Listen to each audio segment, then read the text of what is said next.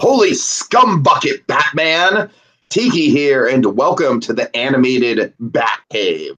That's right, it's the show where BlueDragonFive takes me on an animated odyssey through my first time watching through each and every episode of Batman animated series. Yeah, you see, folks, long ago I made a vow to educate Tiki in the ways of Batman the Animated Series, serving as his spirit guide to Gotham in a way. And tonight we're taking on a two-parter, the legendary Robin's Reckoning, starting with part one. All right, Dragon. So, like always, we're doing this where I'm getting my first reactions out the gate. So, I have not watched part two yet. We'll take a brief break in between these two so I can watch part two. But part one, man, I gotta say, going into this, good start to say the least. This was you've been hyping this episode up to me, and it did not disappoint. Now Yes. I gotta say, I find it funny. I find it funny, Dragon, just to kind of put the finger on the pulse of the last time we attempted to do this. Joel Schumacher has taken so much from Batman the Animated Series and just kind of watered it down, but like I feel like the mass public knows more about it than they do about the animated series, and I find that to be such a shame because I was in that exact same position my first time watching this episode before a rewatch, where I realized, like, oh my god, like this is like really monumental. Like, not only did all the good Batman and Robin origin stuff from Batman Forever, probably one of the few good parts of that movie, come into play in this episode, but also it's kind of the forming of Batman and Robin's dynamic going forward. Like, this is it. This is a stepping stone in the legacy that is these characters. Yeah.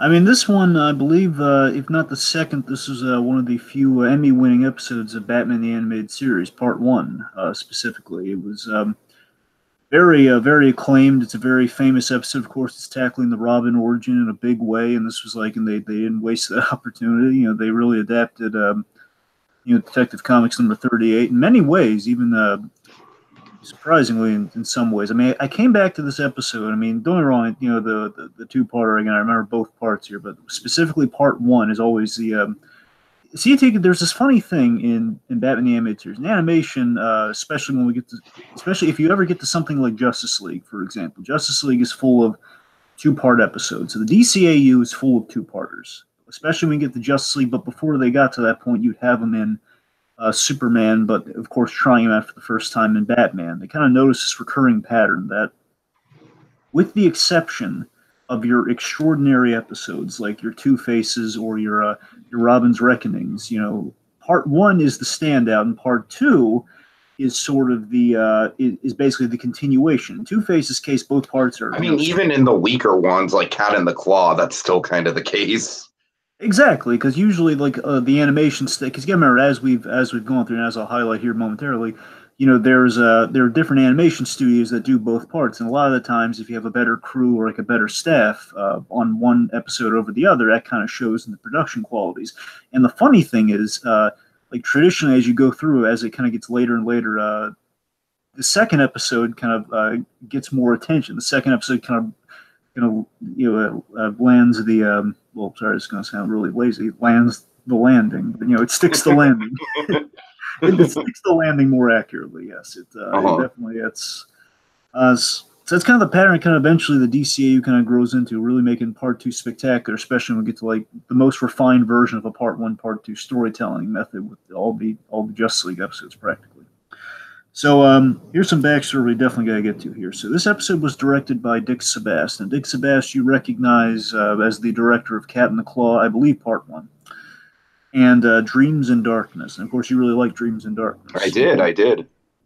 Now, Tika, the story with Dick Dreams Sebast, in Darkness was kind of like Perchance to Dream Light in a way.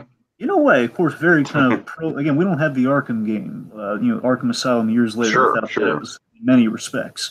Or some of the finer points of Batman Begins. Well, maybe not the finer points. Some of the kind of built-in aspects of Batman Begins, like all the Scarecrow stuff, you really get from Dreams in Darkness. So it's a very important episode.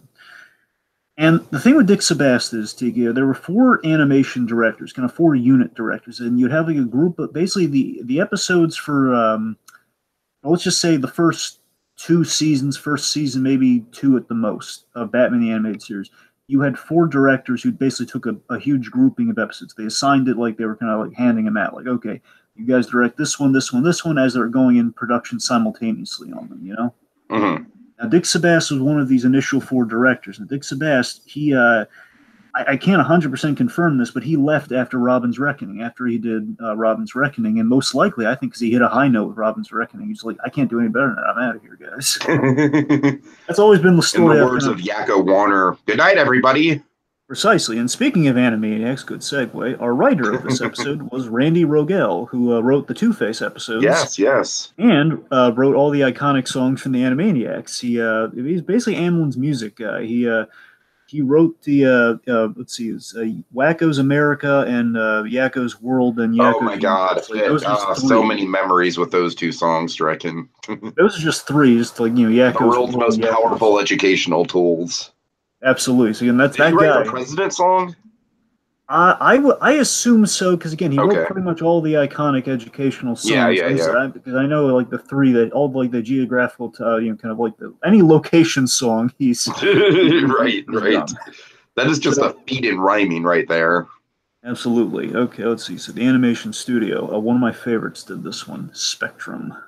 Yes, and it shows. Basically, Spectrum is essentially like cinematic quality Batman the Animated Series from my point of view. And again, very aptly described because they did most of the animation on Mask of the Phantasm. Of course. Of course, Mask of the Phantasm, Heart of Ice, and Grey Ghost, three of like the best of Batman the Animated Series, all done by Spectrum. And folks, an animation studio is so good, they literally kind of killed their guys working on the episodes, because what they did is, especially in Heart of Ice, they did airbrushing on their episodes, and airbrushing is very hazardous to your health. So a lot of them were kind of risking death by working with Batman the Animated Series. And they put so much time and effort and money into their episodes, the studio actually went bankrupt. I mean, that's how good Spectrum was, and we don't get that these days in animation. No, we really don't. So anyway, so of course, this is an Emmy winner. It pretty much adapts the origin of Robin from the comics, and it inspired Dark Victory, which is the sequel to Long Halloween, which adapts, Robin's backstory into the kind of the Jeff Loeb, Tim Sale kind of that Batman Year One kind of sequential kind of arc in the comics. So the episode had it's a very popular episode, very obviously. And anyone who's a Robin fan most likely loves this episode, to put it simply. So all that said, let's just dive right into it. Let's start strong. Okay, so we start on a stakeout. It's been about 4 hours, and they're just kind of, Batman and Robin are just up on this rooftop. Robin's complaining, like, if I would have known it would have taken this long, I would have brought my homework. And then we get kind of this great, like, exchange between Batman and Robin. Lucky for me, you're such a good conversationalist. And that I love here's the thing. This is like, I believe, the fourth time we've ever seen Robin in the animated series. And what's really great about that is this episode is kind of the end-all be-all of the Robin episodes, because you get like a good sampling of why that character was created, what his functions are, and again, the backstory. Again, hence the whole, Detective 38 of it all, because Robin was created as kind of like a Watson to a Sherlock Holmes in a way. He was basically a way of having Batman without having thought bubbles all the time. He could have a dialogue with somebody, and we kind of see that showcased here, where we need exposition. How do we get that across? Well, Robin's complaining about things. I feel like Spider-Man is the only comic book character where that's ever really worked. Pretty much. All right, let's see. Right. So yes, they're staking out a construction site because there's an extortion ring, and of course, extortion being the operative kind of crime of the episode. Extortion's going to be very important here, folks. So they're waiting for some extortionists to show up and basically make good on a threat to a construction site. They're going to catch the saboteurs in the act, and Batman's given the warning. Okay, now Robin, these are contract saboteurs. So take it by the numbers, nice and easy. He says, "Yeah, let's just kick some butt." And Dragon, I find some of Robin's angsty teenage quirks in this episode rather endearing, and we'll get into that throughout it. Of course, Batman saying, "Good thing we had that little chat." And of course, we get the famous Bat smirk. Like, Batman rarely smiles, but if any character Batman would smile at, it's going to be Robin. All right, so then we have our big action set piece of one of our big action set pieces in Act One for the episode where the dynamic duo they foil the saboteurs. They're attempting to bomb the construction site. Robin kind of pulls like a Sam Raimi Spider-Man here, is like charging like Yahoo!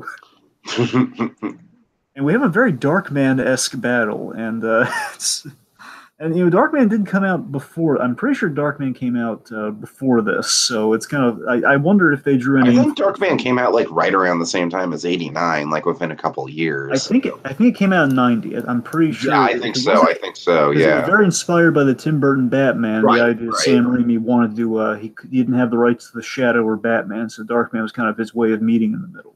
Mm-hmm. So, anyways, we have very kind of them fighting on high rises on kind of the old steel at the. Towards the heavens, if you will, and they're fighting really well in tandem here. Batman's fighting two guys back, and one of them is dangled by this one of the giant hooks. Another guy, basically, Batman or Robin. So after basically Robin, he's taunting his guys like, "Come on, you can do it." And he's dodging some guys and throwing them around, and our guy Dolan here is going to be important. He tries to run up a steel beam, kind of Tom and Jerry style, and he falls, and he's dangling from the end of it. So that's going to come into play at the end of the scene. One thug, again, very Darkman. Again, this is why I think the Darkman thing might be intentional. Here's just like a scene right from Darkman where a bad guy uses it's either a nail gun or a rivet gun. Darkman was a rivet gun. You can't see it in animation, so it's kind of hard to tell what he's firing at him. Because again, it's kind of a workaround around a gun for. Yeah, that was my feeling on it. Yeah.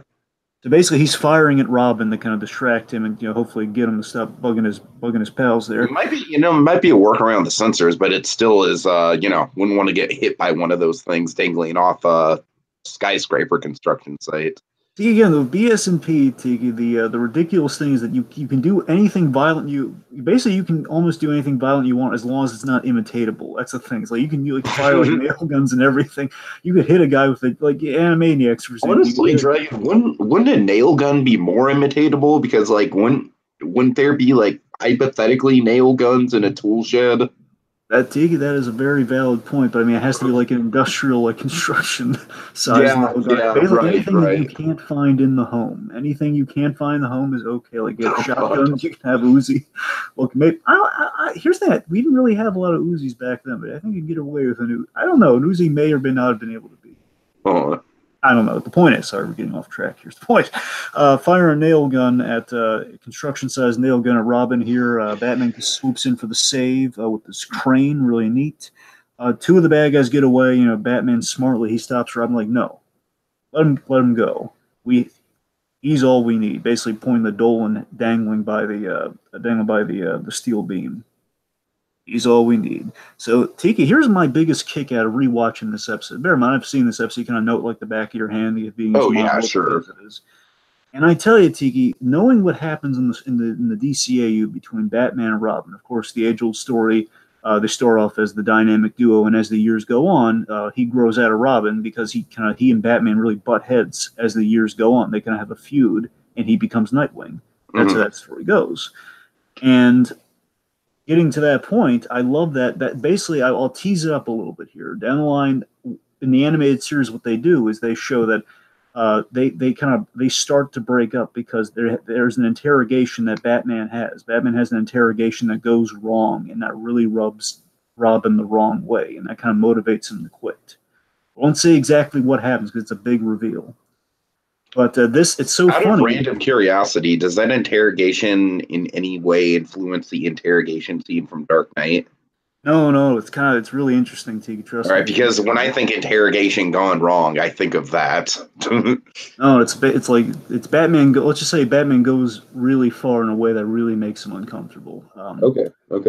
Well, let's see. So basically, I bring it up because I love that we get to see the roots of a good interrogation that Batman's kind of showing Robin the ropes of, and Robin's in full support of, and he's like, "Oh, he's a good, it's like good cop, bad cop in a way." It's really, really nice retroactively kind of see that years later.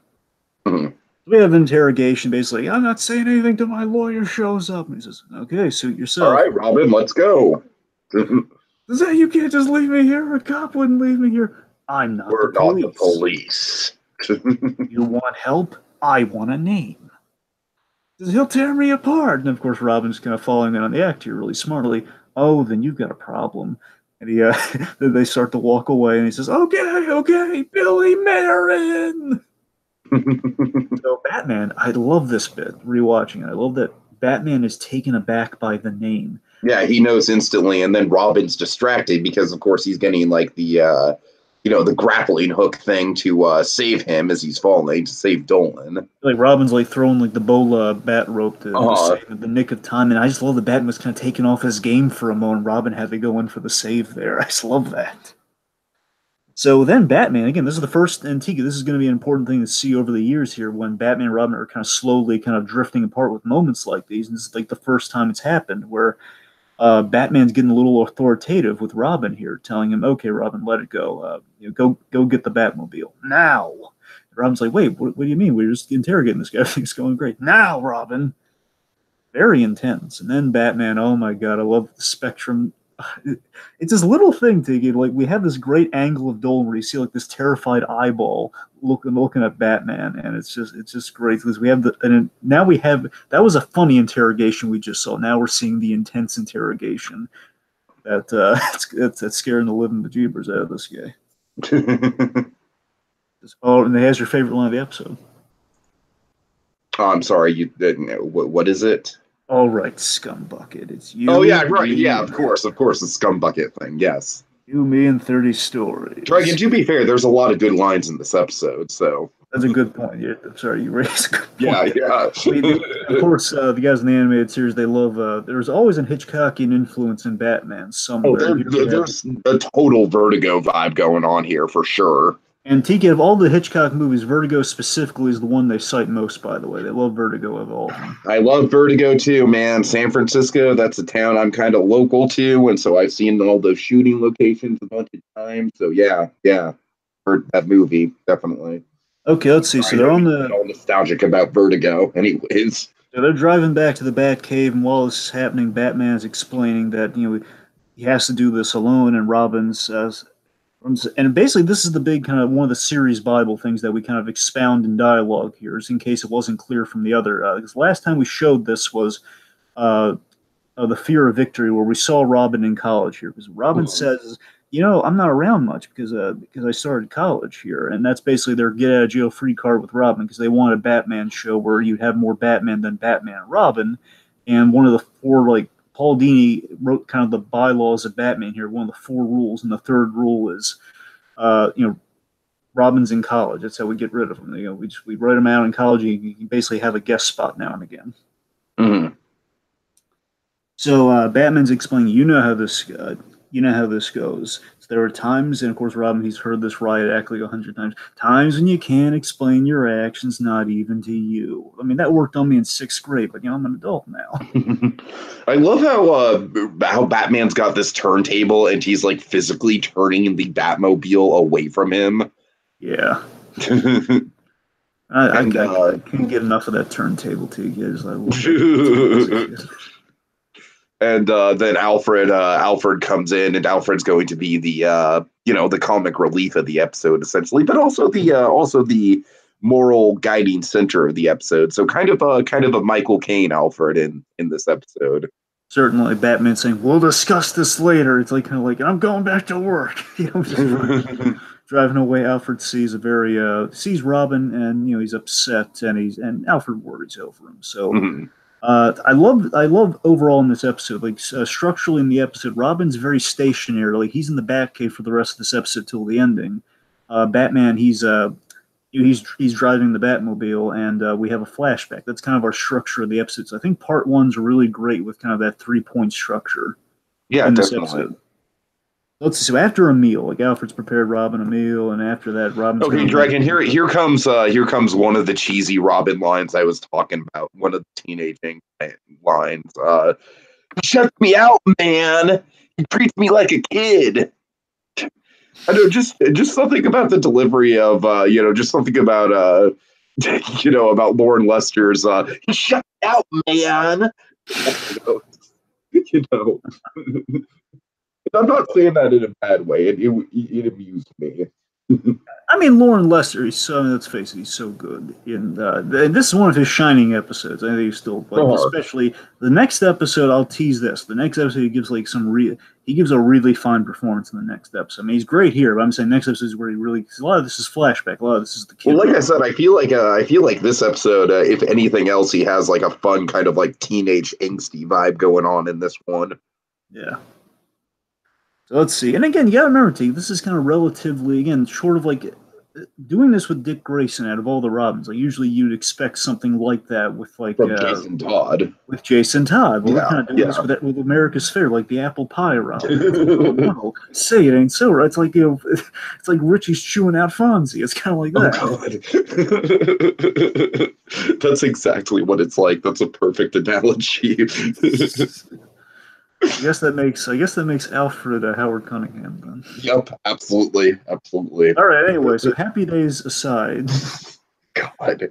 So Robin's going on the back computer. He's looking up the name Billy Marin to see what the big deal is. Like everything was going fine until Billy Marin got brought up. So he's looking up the names and let's see. So he's checking the files, and he finds all the other aliases of Billy Marin. And this is a little tease for another fantastic episode in season 2 we'll get to soon. One of the aliases is Sid the Squid. Remember that name. Okay.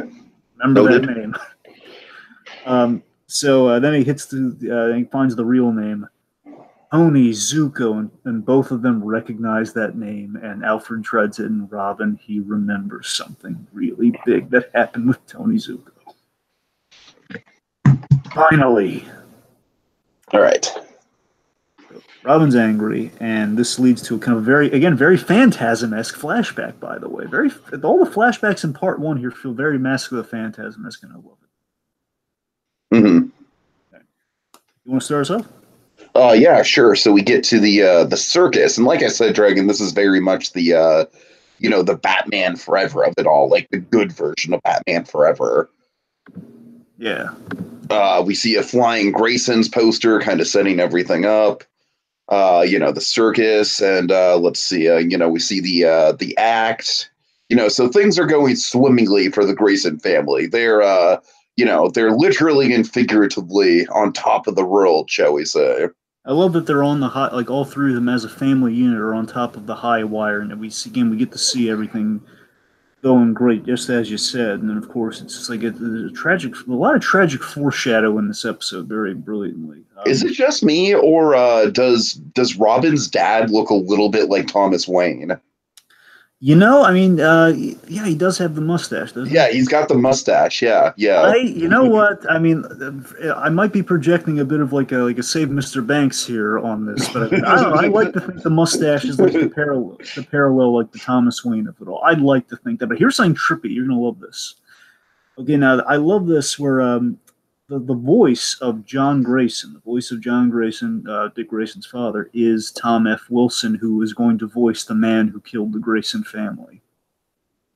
Really? Okay. So I love that, and let's just say... So it's almost like a Captain Hook, Mr. Darling type situation. It is, and this is something neat. And again, I'll say it here because I don't think we're ever going to be able to get to this necessarily, but down the line, like you've seen this episode. For the man who was everything, the Black Mercy episode, Justice League. Yeah, sure. Remember the Batman moment in that episode? I think so. Basically, we get to see the alley. What happens in the alley? Basically, right. Yeah. Kevin Conroy does the voice of Joe Chill in that scene.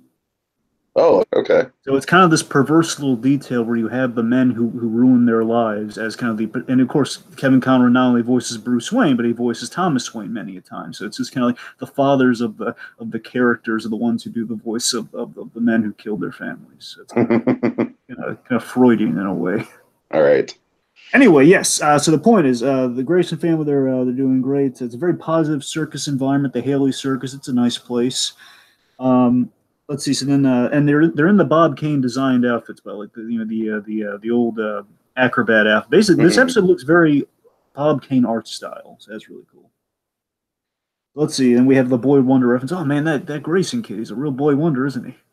So then outside, Dick's fooling around with Sitka. Yes, yes. I love that we get like just this random animal sidekick thrown into the backstory for good measure, just to add dramatic effect. Yeah. All So right. Dick witnesses a big moment that's going to have huge ramifications. How's it go? Well, it's basically oops insurance, Dragon. Essentially, yes. Essentially, yes. So, Mr. Haley, the guy who operates the circus, the ringmaster, uh, he's being visited by Tony Zuko, Oops. voiced All right. by Tom F. Wilson. Of course, Deke, if that name doesn't instantly ring a bell for you, the voice you've heard in so many SpongeBob episodes, America knows him as Biff Tannen. Yeah, yeah. Oh, definitely, definitely.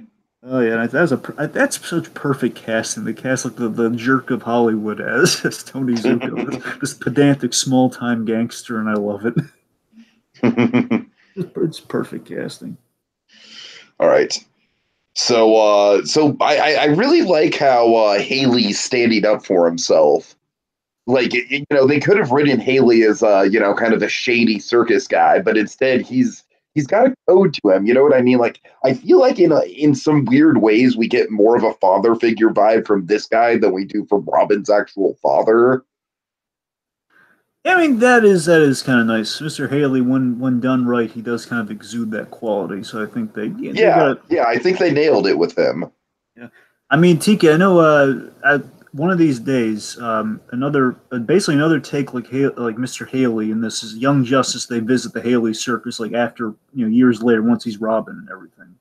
Uh-huh. And you get to basically they're going undercover. And Mr. Haley, it's this beautiful bit of Mr. Haley. He recognizes Robin through his moves because like, oh, I only know one kid who moves like that. And it's like this beautiful little moment, like, oh my god, Mr. Haley, so wonderful.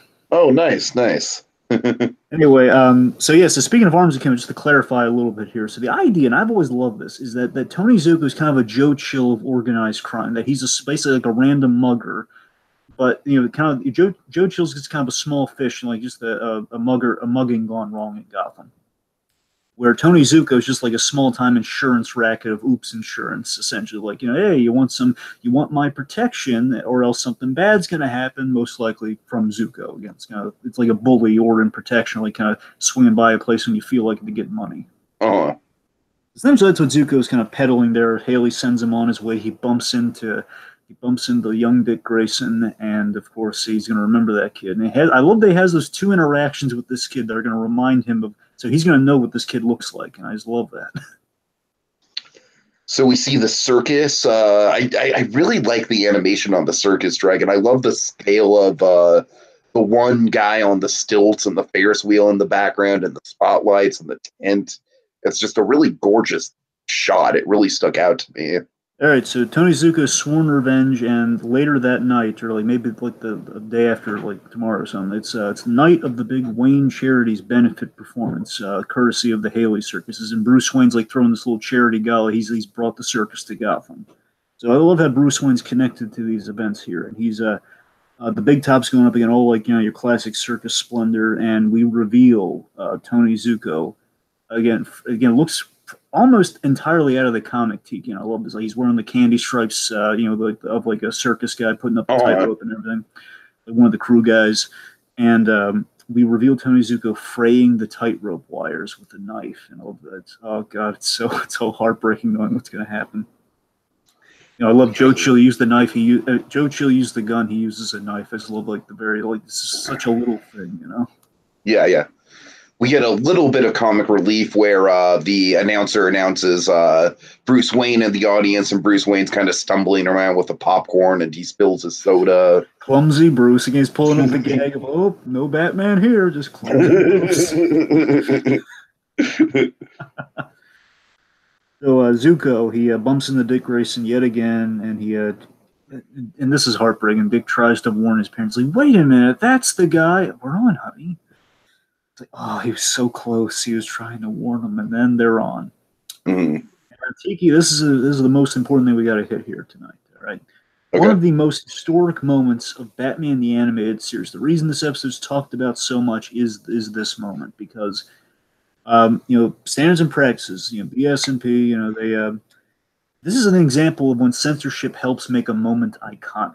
Yeah, I could totally see that. Originally, they wanted to have like either you hear the body slam or you'd see it, and obviously they couldn't get away with that. But they just wondering how the heck are we going to show that? So one is the censors telling them, no, you can't hear the bodies hit, you can't see it, you have to really be careful how you show this, because again, this is a show where we haven't even seen how Batman's parents died. We can only hint at it in very traumatizing ways. We can hint at it, but we can't show it. Dragon, this is like the Land Before Time way of showing a death, essentially. Essentially, and basically we set up that the Flying Graysons are about to do a stunt without a net, without the safety of a net. So you say that for all the kiddies out there to get, okay, there's no net. And again, I remember Batman Forever also emphasizing, like, without the safety of a net. To be fair, this is a lot less convoluted than a whole bomb disposal plot. You got to admit. So basically what we have here, and basically we have this Hitchcockian tension. This makes it all the more worse and iconic in the best of ways here, where we know the wires. See the rope getting thinner and thinner and thinner. Think of all the elements that are coming together here. Okay, we saw the wire get frayed. We know Dick saw the guy, but he didn't have enough time to. We know Dick's backstory in general, so we know his parents are doomed. And again, knowing what's going to happen, it's so Hitchcockian, where basically they're going back and forth, and that wire's getting thinner and thinner. And Carlos Rodriguez, he was one of Shirley Walker's guys, because Shirley Walker, she employed basically all the people that made the music that you know and love from the DCAU. Carlos Rodriguez, he did this music cue that is like, again, it's going to haunt the memories of anyone who's a Robin fan, where they're going back and forth, and of course, like both John and Mary Grayson, they go across the way, and then here's what they did to get around the censors in the most brilliant way. Carlos Rodriguez, he plays this note, like that boom, to cover the sound of them falling. He plays that note, and what the visual, you only need one visual, and we kind of homage here in our visual of choice here, folks. See the wire. Basically, like the spotlight is like on the tent. Like you don't see the acrobats come back like you saw them come back before in the shadow, and all that's left is the snapped rope. Boom! And then you see Bruce Wayne's reaction of utter horror and traumatization that he knows all too well. It's like, oh my god! And Tiki, again, that's the perfect example of censorship gone right. That's perfect, isn't it? Oh yeah, definitely. Oh my god, that's your Emmy, right? That's what got the episode Emmy. That moment right there. Okay, so then we see sirens, the red and blues, and of course we have this moment playing about before us here. Jim Gordon at another crime scene of an orphaned youth.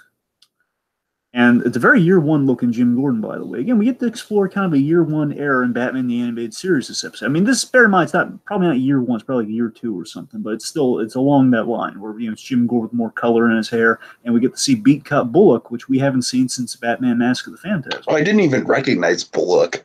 Yeah, it's the only time you've ever seen Bullock like this, Tiki, was Phantasm when he was in the cop car.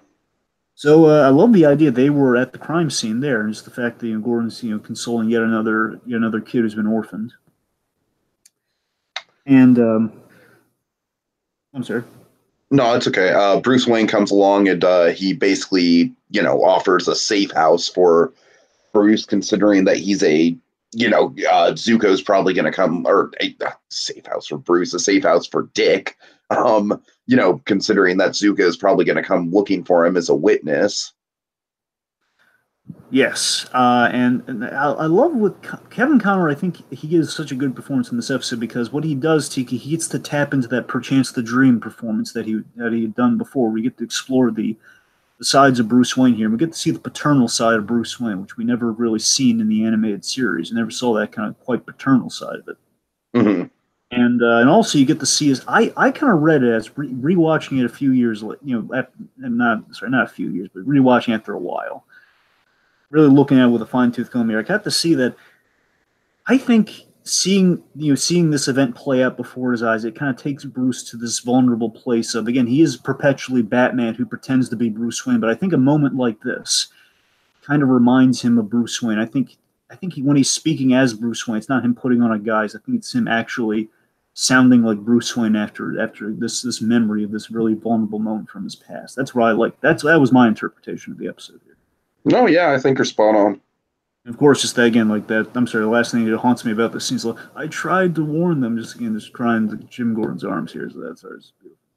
But yes, so Bruce has offered essentially kind of the young ward of it all here. He's kind of offered like, hey, Gordon's putting an APB out on Tony Zuko, but he's afraid of like a reprisal, which is why he doesn't want him staying with any of the Haley Circus guys who are more than willing to take him in. And Mr. Haley is more than willing to take him in.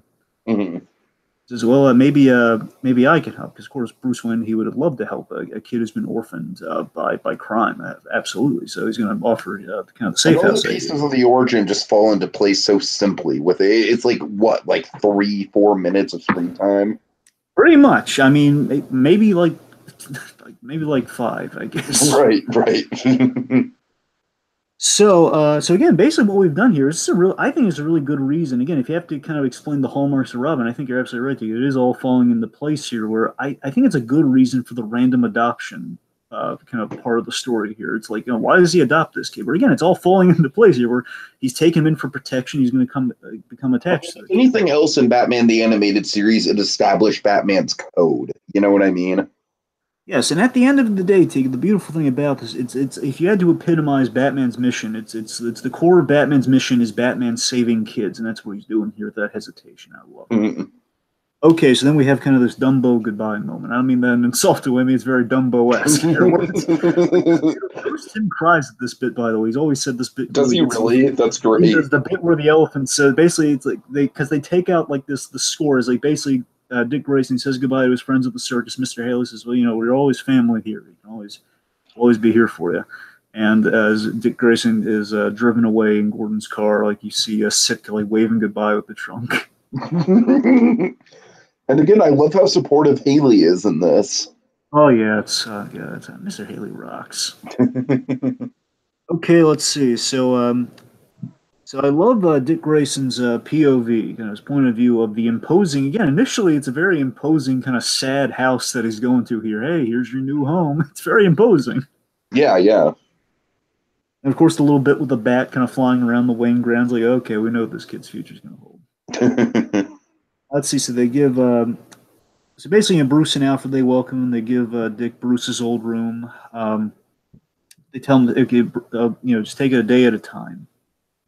But for however, and these are the moments that Kevin Conroy's kind of selling in the episode here, is but for however long it takes, you can have a home with us. Yeah. Sweet, just that compassionate side of Batman. Also, note the big portrait of Thomas and Martha Wayne like looming over the scene. Yes, and that's going to come back later on too. At the end of the episode, that's where that really hits too. But I love that Dick's alone in his room with this picture of this Robin Hood painting. He's got I think he has like a little picture of the Flying Graysons next to his bedside that he brought, and then he have like this Robin Hood painting and kind of like homaging what he's going to become in the future. It's kind of nice. So let's see. So then we go from, and this is the structure I'm talking about here, T. I love how we just kind of we go from a moment where Dick Grayson and Bruce Wayne are like becoming close and like kind of really intimate in the past, to the present where they're really like farther apart. Like Robin's like really against Batman now, where he's like going from that to Robin saying, "You can't take Zuko away from me," to a very angry to Batman in the Batmobile. It had to be him. It had to be him. It's Zuko. I'm sorry. I'm reflecting the wrong emotion there. He says, you can't take this away from me. Batman's just kind of driving in. Then we have this beautiful bit here where we get the Batman side of the flashback. And what we do so hauntingly is that Batman's remembering what we've just heard in the flashback of young Dick Grayson saying, it had to be him. And then, of course, Gordon saying, put an AP bat on the Zuko. And Batman's like, Zuko. And then we see what Batman was doing right where that flashback ended. Oh, yeah. Now, this is a damn good Batman alley scene right here, Dragon. Yes, so we have the clever setup here of Bruce Wayne. He's canceling on dinner because he has a meeting that's going to be most fruitful. And, of course, Alfred has, again, the great editing in this episode here where Dick's asking, like, where's he going? Who's he meeting with? Oh, I don't know, but surely the most influential people in Gotham. And, of course, we got the crap scheme going on. Hey, you want to play some dice?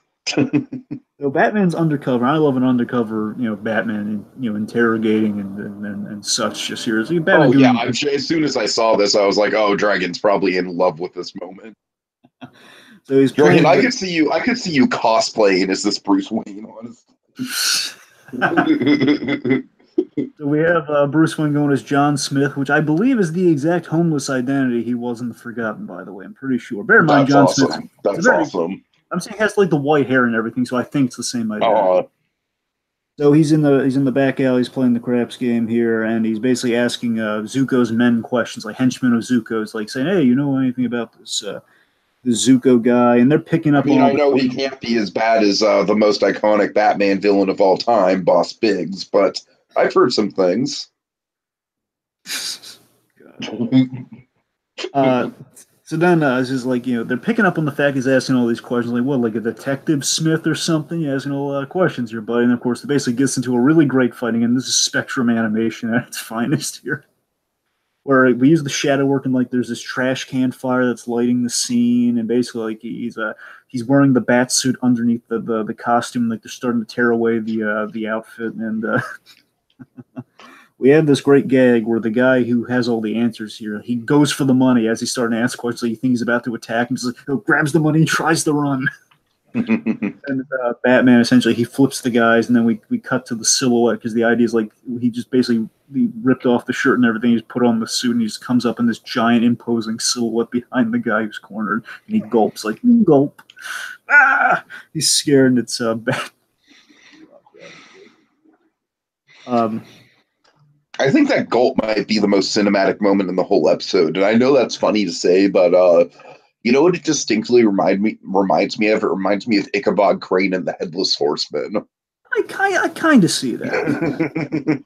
Batman basically he made his entrance in the shadows there, and the guy says, "I'm no squealer," and then Batman does this great thing where he cracks his knuckles just to say, "Okay, well, it's going to come down to that," without saying a word. This is like again, this is like the year one era of Batman. You're just kind of making his name as the imposing guy you don't want to cross in an alley. So the silhouette knuckle crack, it's another great shot, and he says, Stromwell's his uncle." So here we go. So this scene feels again. Forgive me if I just keep saying this like a broken record. Most of it's all in this episode, pretty much. Here we have the yet another year one scene here. Basically, it's like Batman crashing the party in year one, where he enters the mob compound, very Godfather-esque here. It's like there's a mob compound. He breaks in Stromwell's compound, and we have this a lot of great silhouette shots, like the blue highlights in the costume look fantastic.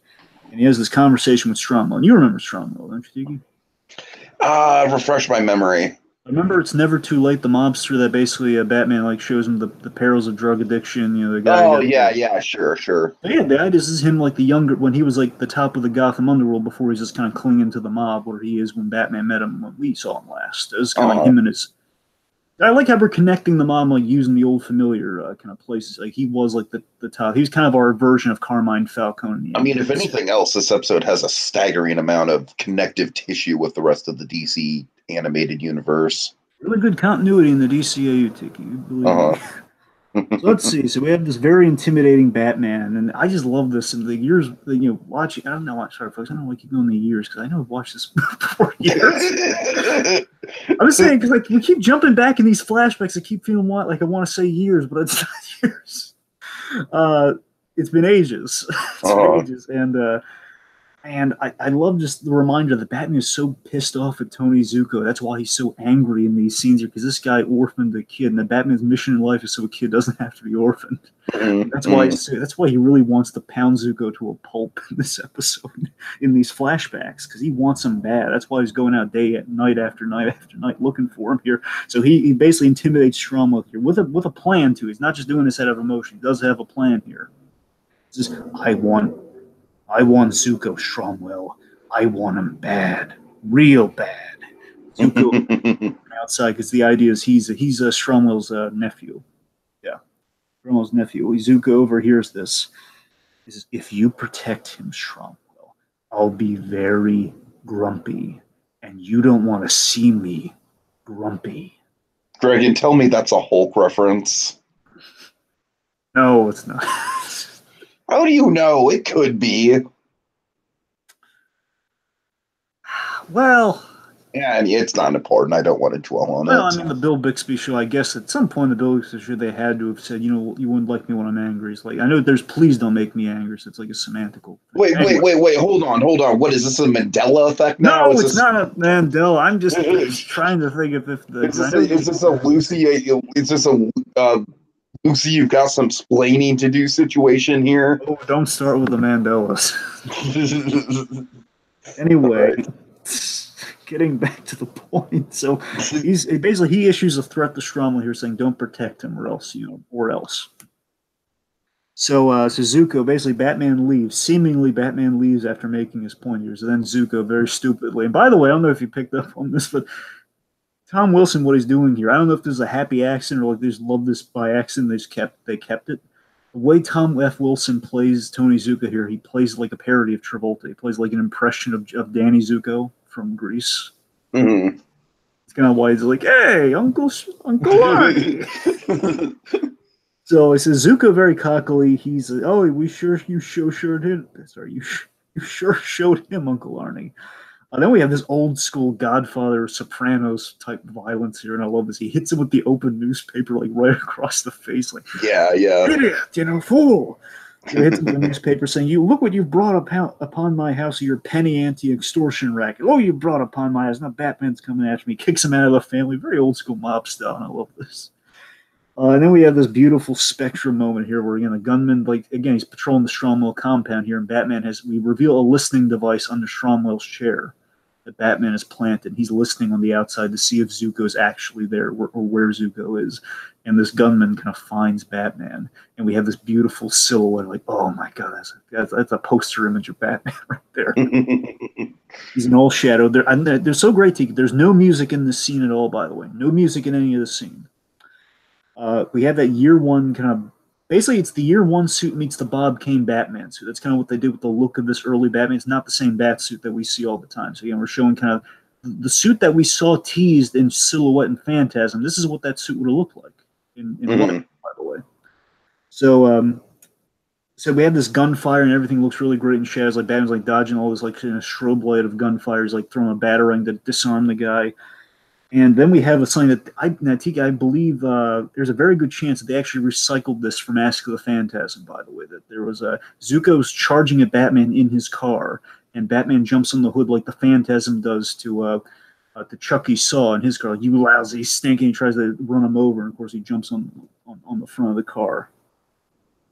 So in all of this, Batman is beaten through the windshield, looks really great. Batman's thrown from the car as he slams through the gate, and then we have another very intimidating Batman line here, is saying, "I was so close, Alfred, I could smell his sweat." God.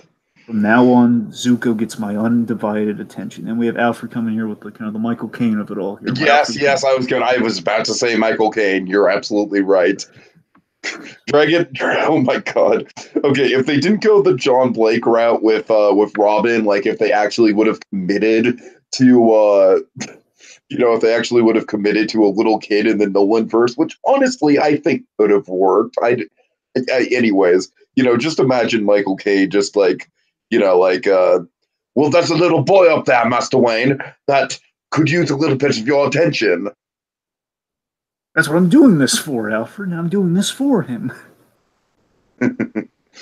Seriously, I mean, Ephraim Zimbalist Jr., though, give him all credit. Oh, yeah, absolutely. Yeah, we don't get like the great cinematic Alfred. We don't get like a great cinematic Alfred like Michael Caine without doing something like the warmth and kind of historic turn we've had with Ephraim Zimbalist Jr.'s Alfred. What's the fatherly warmth that we get with Alfred, like saying, "Hey, you need to be a father to this boy here." Essentially, is what he's saying here, where he's saying you can't just get. Like revenge, I'm sure is sweet and delicious, but again, he's a kid. He's not going to fully appreciate that right now. He's not going to get exactly what you've done for him. But right now, he needs a friend. Then we have this line. This is like an Ephraim Zimbalist line right here, where he says, "Isn't that what you needed? A friend?" That's what's beautiful right there. Oh yeah. All right, so Bruce comes into Dick's room, very apologetic about being absent. And let's see. This is Conroy's Emmy scene for the episode. I mean, it's an Emmy-winning episode. So like, if there was his portion of the Emmy in this episode is is this bit right here, like the warmth that he displays consoling Dick. And this is the big Wayne portrait scene right here. This is the one you're thinking of. Mhm. This is, So Bruce mentions he has some free time and basically kind of weirdly he asks him to an opera, right? Like, oh, I've got box seat. Or I'm sorry, no, not an opera. The Gotham Knights. So that's a baseball game or something. I think it right. yeah, it's either I think it's football. It's either football or I think it's football because we saw the Gotham Knights in the other episode. Remember the college. Right. I've got box seats. So then Dick, he blames himself for Zuko, as we saw earlier on, because again he saw Zuko, and I love you again, T, because we have these little moments like that. You get why he's feeling that way. It's not like a contrived, the kid's blaming himself because kids blame themselves for everything bad that happens. Like, no, you actually saw him. Like that's why he feels responsible. And of course, if any character in life is ever going to feel this way, Tiki, Bruce Wayne is going to know what this feels like. Again, it's love seeing I love what this kid brings out in Bruce Wayne. He brings out that vulnerable side that, again, he's lost to himself for so many years that he's kind of reignited with a moment like this, which is, I know, you keep thinking, if only I had done something different, if only I could have warned them somehow. But you eventually realize there isn't anything you could have done. There isn't anything either of us could have done. It's like that's him speaking to the younger version of himself in that scene. I love that. Mm-hmm. Of course, we see the Wayne portrait. T, I love when we use this Wayne portrait again. Like, reminds me so much of Phantasm the way we use that portrait. Dick poses the great question to him here. He asks the big question. Again, this is like a question. If you're a kid watching Batman back in the day, this is the question that's going to hit you in the heartstrings here. Does the pain ever go away? I wish I could say yes, but it will get better in time. I promise. Especially, again, he's basically saying in not so many words that he's making a vow to him that I'm going to catch Tony Zuko one of these days. And in time, it's going to get better for you. I promise. And they have this beautiful hug. It's just so well animated. You see kind of like the kid breaking down into his arms. It's great. And then we cut to that beautiful Hallmark moment to where we're at now. We cut to Robin chewing Batman out. You deceived me! I've waited half my life! And then Batman's just like, no means no, Robin. Batman out. And Robin, he just gets really defined. This is Lauren Lester starting what he's going to really be bringing in the next episode, by the way. Just, okay, that's it. You're not going to ace me out. That's the last time he's aced me out. He breaks the radio as he storms off, gets on the bat cycle, and he's taking off. Dick, you have to listen to Master Wayne. Not this time, Alfred. Maybe not ever again. He cycles off, and then we see sad Alfred. And that's the end. All right, Dragon. So very quickly, so we can move on to part 2, final thoughts. My final thoughts very simply. It's an Emmy well earned. It's flawless execution and animation. It's kind of Batman the Animated Series' approach to the Robin origin. The one negative thing I have, and they said they wanted to do this, but they didn't have the time, and I get it, and that's why I bring this up. The only scene that's missing from any of this, and I'll spoil this, it's not in the 2-parter either, just so you know it's not there. Okay. The famous scene from the comic, like the one thing they left out was the scene where he swears him in with the Robin suit, where he basically, in the comic, like he's in the cave and by candlelight, he makes him basically make a vow on the lives of his parents like Bruce Wayne did when he was a kid. Like that's the only thing that would make this and the 2-parter as a whole perfect. It's like the one thing for me, but it's seriously, this episode is so good and it earns all the praise. It's a definitive episode. Again, they did so many episodes of that touching Batman's origin 100%. We do that with this character and we don't waste that opportunity. So I love it. Yeah, I can't say it better myself, Dragon. It was really good. Looking forward to part 2. Definitely better on a rewatch, because I not to say I was lukewarm on it the first time or anything, but on a rewatch, I definitely really appreciated a lot of the nuances this episode had to offer. As you said, the structure is just out of this world. Very, very good structure, and just overall really iconic stuff. Can't wait for the next one. All right. Okay, I guess a little Bill Dozier tease here for next episode. Flashbacks abound. A rift between friends. Batman seeking justice for an orphaned acrobat. Will Robin exact vengeance on the man who killed the Flying Graysons or walk the moral high wire? Find out. Same animated bat time, same animated bat place. On the next visit to the animated Batcave with Robin's Reckoning Part 2. He shut me out, man.